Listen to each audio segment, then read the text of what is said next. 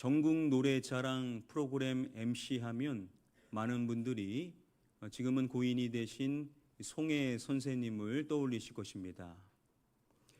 그런데 1987년도에 이 송혜 선생님의 전임 MC였었던 분이 계십니다. 바로 이분이신데요. 당시에 아나운서였었던 최선규라는 분이십니다. 전국 노래자랑을 필두로 아주 왕성한 활동을 하셨던 분이십니다. 이분에 대한 정보를 보면요, 종교란에 불교라고 되어 있습니다. 집안 전체가 완전히 불교 집안이었습니다. 본인은 불교 학생회장을 10년간 했을 정도였고요. 외할머니의 경우는 절을 무려 3개나 세우신 분이셨습니다. 그리고 그의 어머니가 그 절들을 관리하는 일을 했습니다. 그러니까 이분은 절을 3개나 가진 집의 손주였었던 것입니다. 당시 외할머니가 너무나도 무서웠더라고 합니다. 외할머니가 신내림을 받으셔서 작두를 탈 때 눈색이 변하고 또 소위 빙의라는 현상까지 보일 정도여서 이 외할머니가 하는 말씀을 그렇게도 무서워했었습니다. 그러한 이 최선규 씨의 집에 가정에 가훈이 하나 있었는데, 그 가훈은 교회에 나가다 발각되면 다리 몽둥이를 분질러 버린다라는 것이었다고 합니다. 그만큼 교회를 멀리하게 했었던 것이겠죠. 나중 이분이 현재 아내를 만나서 결혼을 하여 가정을 꾸리는데, 아내의 집안도 불자 집안이었습니다. 그래서 이분의 경우는 본가, 외가, 처가까지 모두가 다 불교 집안이었었던 것입니다. 그런데 이분의 정보를 보면 불자 집안이었었던 이 가정의 이 최선규 씨의 종교가 나중 개신교로 바뀌었음을 명시해 주고 있습니다. 교회라는 곳은 절대 가서는 안 되는 곳으로 여겼었던 분이 개신교인이 된 것입니다. 자, 그것은 이분이 드렸었던 기도와 연관이 있는데요. 이 자세한 내용은 이후에 말씀을 드리도록 하겠습니다. 저와 여러분들은 이 주일 예배를 통해서 역대상의 족보 가운데 나오는 한 인물을 계속해서 조명하여 살펴보고 있습니다. 누구죠? 바로 야베스라는 인물을 계속해서 우리가 살펴보고 있습니다. 야베스의 인생에 환란이 있었습니다. 그 환란 가운데 야베스는 그 하나님께 기도를 드리죠. 자신으로 환란에서 벗어나게 해달라라고 그는 기도를 드린 것입니다. 이런 야베스의 기도가 나오는 역대상 4장 10절의 말씀, 이 말씀을 히브리어 원어로 살펴볼 필요성이 있습니다. 그의 직접적인 기도의 내용, 그 내용 가운데 학자들 사이에서 이견이 있는 부분이 있습니다. 히브리어는 오른쪽에서 왼쪽으로 쓰게 됩니다. 그의 기도의 시작이 나오는 첫 단어, 바로 이 단어에 대한 해석의 차이로 이견이 생기게 되는 것입니다. 이 임이라는 이 단어를 크게 2가지로 해석을 하는데요.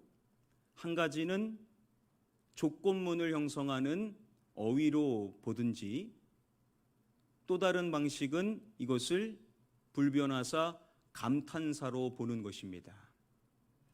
많은 경우가 후자를 선택해서 그렇게 번역을 해왔습니다. 자, 그런데 전자의 입장이 전혀 없는 것은 아닙니다.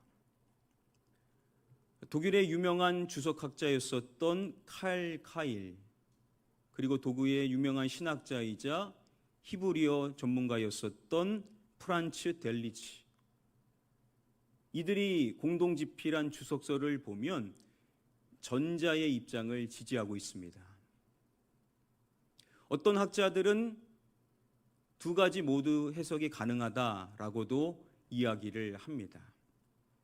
자, 이것이 만약에 전자라고 한다면 우리가 야베스의 기도를 좀 다르게 봐야 될 필요성이 생기게 됩니다.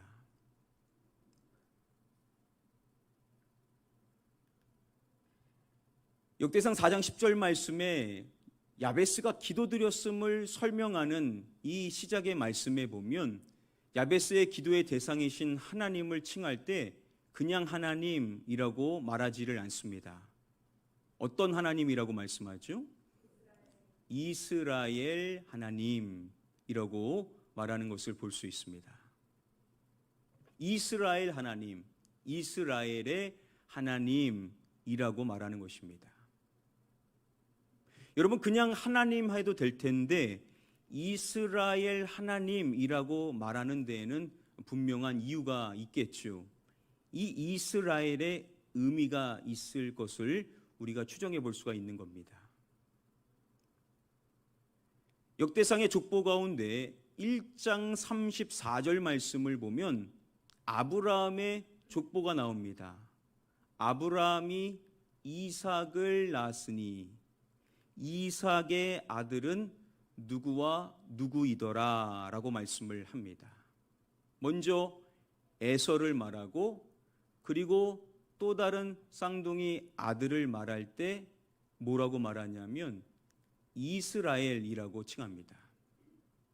여러분, 에서와 야곱이라고 해야 되지 않겠습니까? 그런데 야곱이라고 하지를 않고 이스라엘이라고 하는 것을 주목해야 됩니다. 그리고 2장 1절 말씀에도 야곱의 아들은 이러하니 라고 하지를 않고 이스라엘의 아들이라고 말하는 것을 볼 수 있습니다. 자, 이러한 점을 봤었을 때 오늘 본문에서 말하는 이 이스라엘을 바로 야곱으로 볼 수가 있다라는 것이겠죠. 즉 이스라엘 하나님, 이스라엘의 하나님이라는 것은 다시 말하면 야곱의 하나님을 의미한다라는 것입니다. 시편 20편 1절 말씀을 보면 이러한 내용이 있습니다. 우리 같이 한번 말씀을 함께 읽어보겠습니다. 시작. 환난 날에 여호와께서 내게 응답하시고 야곱의 하나님의 이름이 너를 높이 드시며. 환난 날에 여호와께서 내게 응답하시고, 그 응답하시는 하나님을 말할 때 누구의 하나님이라고 말씀하는 것입니다. 여기서 누구를 말하죠? 야곱을 말하는 것입니다. 야곱의 하나님. 그 야곱의 하나님은 바로 환난 날에 응답하시는 하나님이시다라고 말합니다.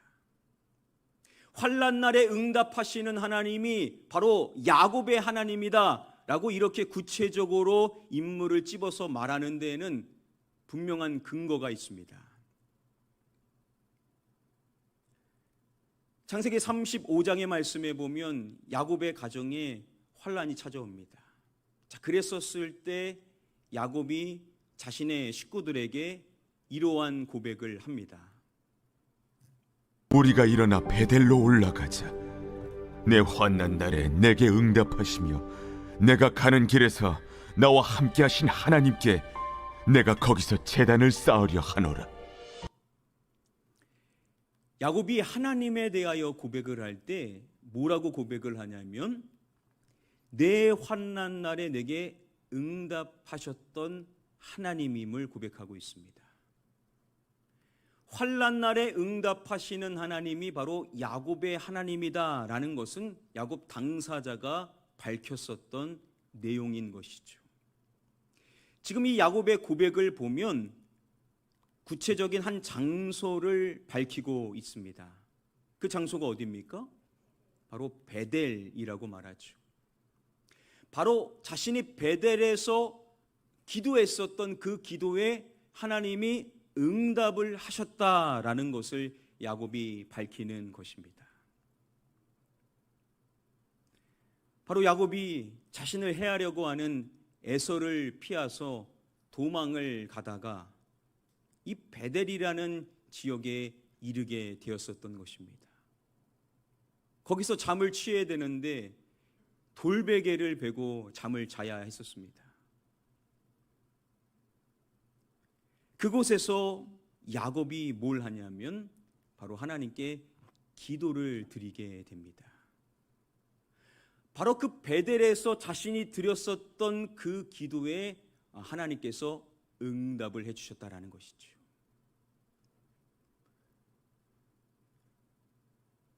구약학 교수인 이희성 교수가 역대상에 대한 강의를 하다가 역대상 4장 10절에서의 야베스의 기도, 나로 환난을 벗어나 내게 근심이 없게 하옵소서라고 기도했었던 이 야베스의 기도에 대해서 설명을 할 때 야곱이 베델에서 돌베개를 베고 잤었던 그곳에서 하나님께 기도했었던 기도에 대한 이야기를 합니다.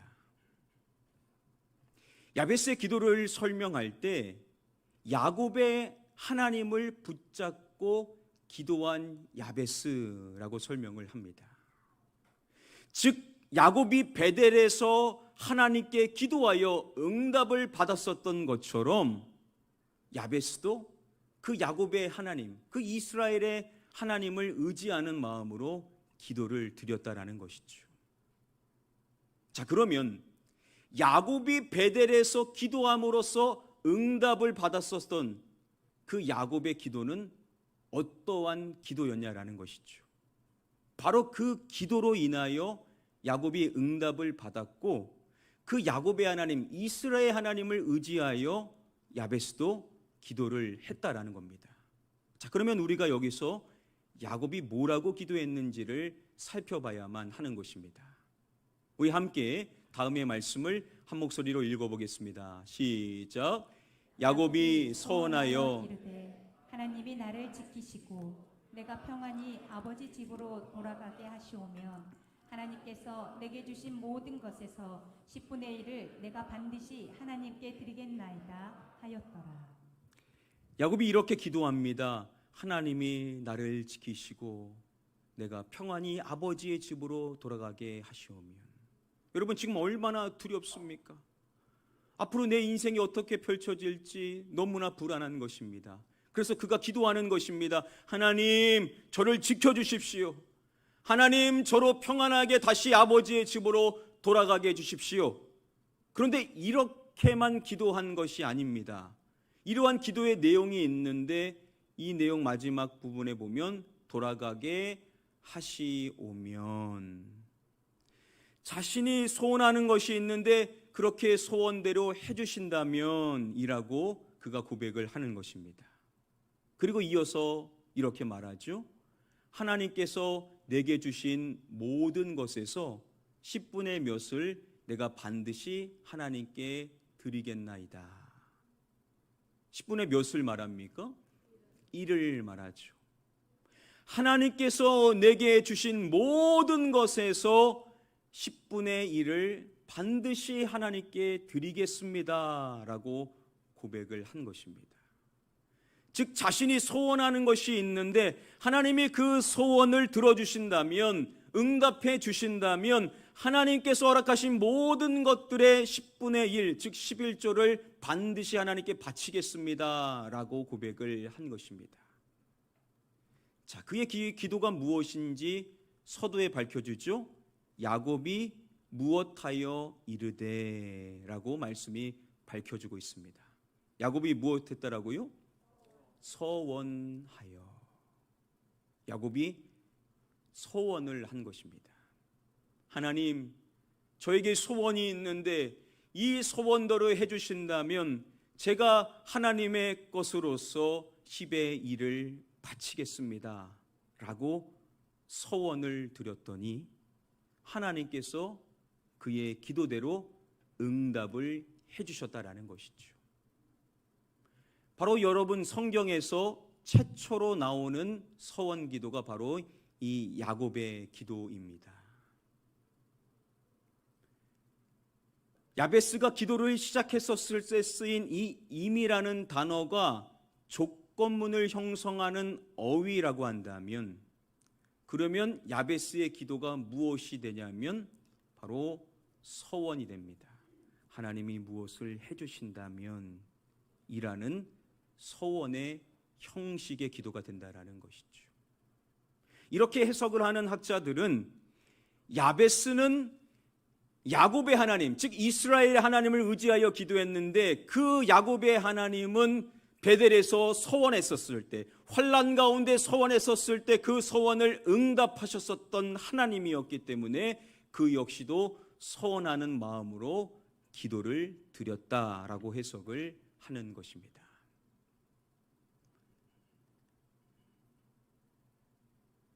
기도의 여인이었었던 한나, 사무엘상 1장에서 한나가 하나님께 드리는 기도가 있죠.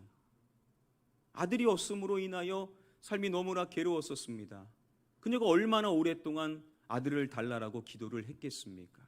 자, 그런데 기록된 기도를 보면 그냥 아들 주십시오, 아들 좀 주세요 라고 기도한 것이 아니었었습니다. 만일 주의 종에게 아들을 주시면 내가 그를 여호와께 드리겠습니다 라고 무슨 기도를 한 겁니까? 서원의 기도를 드렸었던 것입니다.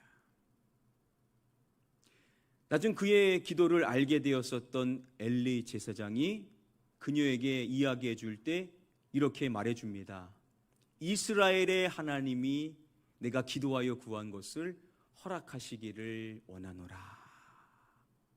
하나님을 누구의 하나님으로 말하냐면 이스라엘의 하나님, 즉 누구의 하나님입니까?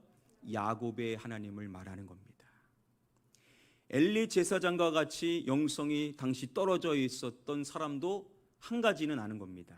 이스라엘의 하나님, 야곱의 하나님은 기도하여 구한 것을 허락해 주시는 하나님이라는 것이죠. 근데 그 야곱의 기도, 한나의 기도가 무슨 기도였었습니까? 서원 기도였던 거죠. 그리고 하나님께서는 그녀에게 아들을 허락해 주십니다. 그 아들이 누구죠? 바로 사무엘입니다. 이스라엘의 역사에 전무후무하다라고 말할 수 있는 인물인 사무엘을 그때 응답으로 주셨던 겁니다. 즉 하나님께서는 그녀의 서원 기도에 응답을 해주셨던 것이죠. 서두에 말씀드렸었던 최성규 전 아나운서, 완전한 불자 집안으로서 교회는 절대 가까이에서는 안 되는 그러한 삶을 오랫동안 살아왔었던 분이었는데, 이분이 개신교인이 됐던 이유는 분명한 이유가 있었습니다. 사건이 있었습니다. 어떠한 사연이 있었는지 준비된 영상을 우리 함께 보시도록 하겠습니다. 1992년 9월 26일 토요일 아침 9시 50분에 그걸 정확히 아시네요. 정확히 알죠. 왜냐하면은 제 인생과 우리 집안을 아주 송두리째 바꾸는 사건이기 때문에, 그때 제 딸 혜원이가 3살 때예요. 네. 아들 5살, 우리 혜원이가 3살. 근데 그 2.5톤 타이탄 트럭이 우리 딸 3살 된 혜원이를 뒷바퀴로 깔고 넘어가요. 아이고. 그리고 나중에 그 보니까 앞으로 또 한 번 넘어갔다고 진술서에 돼 있어요. 덜컹하고. 그러니까 애가 현장에서 뭐 즉사한 거예요. 너무나 많은 피를 토하고. 대림동 삼거리에 네. 강남 성심병원 응급실에다 뉘어놓고 저한테 연락이 됐는데, 네. 그날이 제가 옛날에 탤런트 김창숙 씨하고 네. 그 생방송 행복찾기란 프로그램을 10년 동안 했는데, 네. 그 프로그램 하고 있었어요, 저는. 아. 그거 딱 끝나고 다음 시간에 다시 뵙겠습니다, 안녕히 계십시오 하고 나왔는데? 생방송이니까 네. 딱 나왔더니 우리 후배 여자 아나운서가 저한테 막 오면서 막 펑펑 우는 거예요. 근데 왜 그래? 그랬더니 쪽지 하나를 이렇게 건네주는데 거기 18글자가 적혀 있어요. 딸 교통사고 생명 위독 강남 성심병원 응급실. 야, 이게 뭐냐 이게 무슨 말이야 그랬더니 9시 50분에 연락을 받았대요. 그래서 저는 생방 마치. 9시 50분이라는 게 너무너무 어려웠어요. 그때는 이미 12시가 넘었거든요. 생방송이니까 끝나고 나서 알려준 거니까. 그리고 나서 그때 여의도에서 방송했으니까 우리 딸이 있는 데까지는 차만 밀리지 않으면 10분이면 갈 거리인데 주말 오후 그리고 영등포 로타리가 그때 지하철 공사를 하고 다 파헤쳐갖고 로타리니까 이렇게 차가 들어오면 이렇게 자기 목적지까지 한 바퀴 돌고 나가는 게 로타리잖아요. 근데 지하철 공사하고 하느라고 뭐 거기는 주말만 되면 교통지옥이에요. 엉망진창이었죠. 엉망진창. 네. 그 기억나시죠? 옛날에 그 영등포 로타리 가운데 분수대 있었어요. 네, 맞아요. 거기 타고 갔더니 앞에 차들이 꽉 차 있고 뒤에 오던 차들이 이제 저를 또 포위해서 갇혀갖고 막 가슴이 터질 것 같아. 얘가 지금 죽었는지 살았는지도 모르고 애비가 돼서 할 수 있는 게 아무것도 없는 거야. 지금 막 소리라도 벅벅 지르고 돌아다니고 싶은데 그것도 안 되고 그 조그만 차 가운데 박혀갖고 1시간 동안 꼼짝을 못하니까 그때 제 입에서 터져나온 소리가 하나님이에요. 그러니까 이게 갈 때까지 가고 바닥까지 떨어지니까 제가 뭐 10년간 불교 학생을 회장을 하고 무슨 뭐 그때 제등행렬이라는 거 네, 있잖아요. 맞아요. 그거를 내가 네. 10번을 참가했던 사람이기 때문에 참 그런 이 프라이버시가 있었거든요. 그런 거 다 필요 없더라고. 생명 살려달라는 데에서는 나도 모르게 하나님이 나오는데 거기서 막 울부짖는 거예요. 막 눈물 콧물 다 쏟고 차 안에서 하나님 이제 3살밖에 안 된 우리 혜원이가 무슨 죄가 있습니까? 1시간을 울부짖었어요. 정말 당신이 살아계셔서 우리 딸 한 번만 살려주시면은 당신이 시키는 거 다 하겠습니다. 당신이. 그리고 병원에 갔더니 하얀 천으로 이렇게 덮어놨더라고요. 너무 시간이 오래 걸렸잖아요. 그래서 하얀 천을 제꼈더니 아침에 봤던 우리 혜원이 모습이에요. 그리고 얘를 안고 내가 1시간 동안 그냥 혼자서 그냥 막 응? 아휴, 우리 혜원이한테 미안하다 그랬고 일찍 오고 싶었는데 늦게 와서 미안하다 그러고 그리고 저는 그걸 지금도 확실하게 기억하는데 집에 가자 그랬어요. 아이하고 예. 집에 가자. 혜원아 여기 네 자리 아닌데 왜 여기서 자? 아빠 왔으니까 이제 아빠하고 집에 가자. 응? 집에 가자. 미안하다 집에 가자를 혼자서 그러더니 1시간도 더 됐어요. 정말 기적이란 게 있어요. 기적. 하나님이 이게 나만 알잖아요. 지금 내가 안고 있으니까. 근데 내가 이게 뭐지? 내가 온기가 따뜻한 온기가 와요. 그러더니 애가 조금씩 꼼지락꼼지락하는 미동을 제가 느꼈어요. 그래서 내가 막 의사들한테 우리 딸 살려달라고 살았다. 내 말을 듣고 도와주려는 사람이 없어요, 의사들이. 죽었다고 생각했었으니까 그냥. 그러더니 얘가 캑거리는 거예요. 여기 뭐가 걸린 것 같아서. 그래서 입을 벌려서 제가 손을 넣어갖고 이게 건져냈어요. 그랬더니 이게 떠냈더니 핏덩어리가 이 저 밤톨만한 크기인데 시뻘겋고 시커먼 게 저한테 확 튀면서 애가 이제 숨이 돌아왔어요. 기도를 막고 있었구나. 그래서 그때부터 제 품에서 모든 검사를 다 받기 시작을 했고 가장 소중한 자녀인 딸이 3살 때 2.5톤 트럭이 딸을 깔고 가는 이 끔찍한 사고가 일어났었던 것입니다. 생명이 위독한 상황 속에서 딸을 향해 달려가는데 아무것도 할 수 없는 그 괴로움의 순간 속에서 자신도 모르게 자신의 입에서 터져 나왔었던 단어가 바로 하나님. 전혀 상상해 보지 못한 단어가 나온 것입니다. 자신이 그동안 해왔었던 모든 활동들이 부질없다라는 것을, 생명 살리는 데는 하나님뿐이라는 것을 그도 직감한 것이죠. 그래서 그곳에서 처음으로 하나님께 막 통곡을 하면서 기도를 드리기 시작했었던 것입니다. 기도도 할 줄도 모르는데, 해본 적도 없는데, 처음 해보는데 통곡하며 기도하다가 그의 입에서 나온 말이, 하나님 살아계셔서 정말 살아계신 분이셔서 내 딸 살려주신다면 당신이 시키는 거 다 하겠습니다 라고 고백을 한 것입니다. 그리고 병원에 가봤는데 딸은 이미 하얀 천에 덮여져 있는 것입니다. 다 끝났다라고 본 것이죠. 그런데 놀랍게도 기적이 일어나게 되었었던 것입니다. 딸을 안고 있는데 어느 순간에 딸의 온기가 느껴지면서 딸이 미동하기 시작한 것입니다. 아무도 믿을 수 없는, 아무도 믿지 않았었던 일이 일어나게 된 것이죠.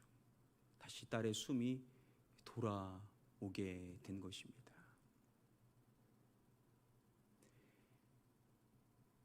여러분, 그때 그 차 안에서 최성규 전 아나운서가 드렸었던 기도가 무슨 기도입니까?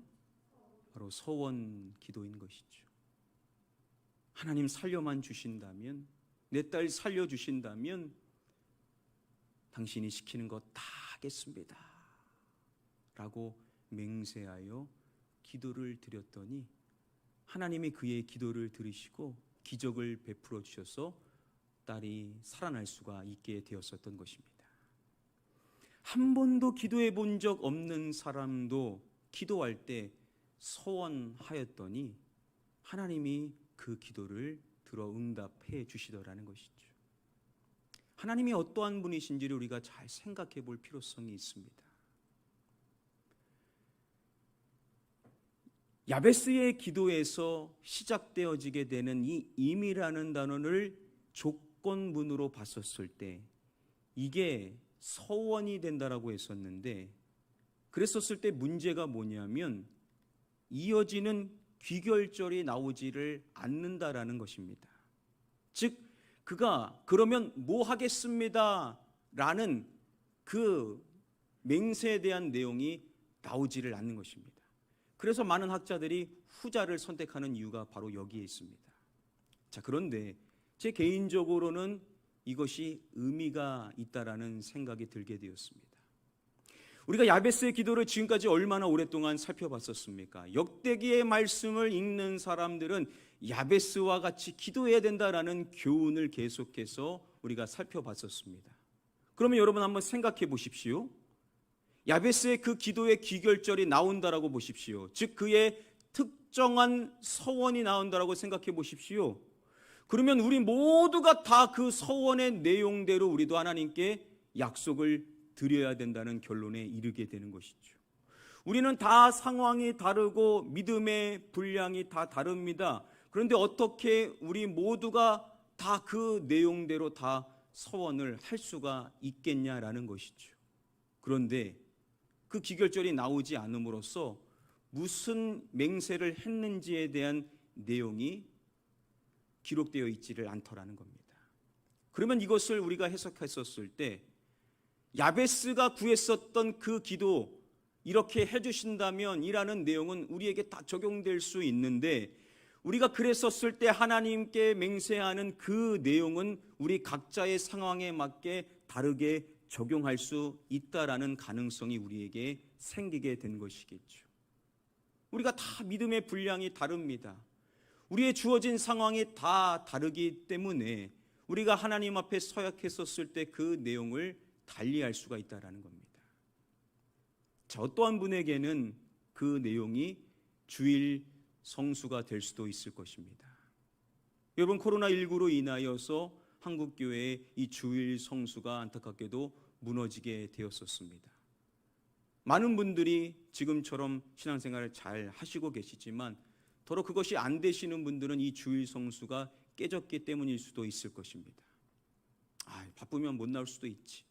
그렇게 신앙생활을 하셨던 분이 이번 기회에 결단을 해서 하나님께서 제 소원을 들어주신다면 제가 반드시 주일만은 지키겠습니다. 예전에는 못했지만 이렇게 결단을 해서 소원을 할 수가 있겠죠. 또 어떠한 분은 야곱과 같이 11조를 소원할 수도 있을 것입니다. 그전에는 어떻게 내가 그 많은 것을 하나님께 드릴 수가 있어? 내가 그렇게 고생해서 드린 거 어떻게 하나님께 드려? 이렇게 생각하셨던 분이 이번 계기를 통하여서 하나님께서 저의 기도에 응답을 해주신다면 저도 야곱과 같이 10의 1을 하나님께 반드시 드리겠습니다 라고 이렇게 소원을 해볼 수도 있을 것입니다. 어떠한 분에게는 봉사와 섬김을 다짐할 수도 있겠죠. 지금 전혀 봉사하거나 섬김해야 될 상황이 아닙니다. 지금 나 하나 돌아보기도 힘듭니다. 그런데 결단하는 것이죠. 하나님, 저의 소원을 들어주신다면 제가 하나님을 위하여서 일하겠습니다 라고 이렇게 소원을 해볼 수도 있을 것입니다.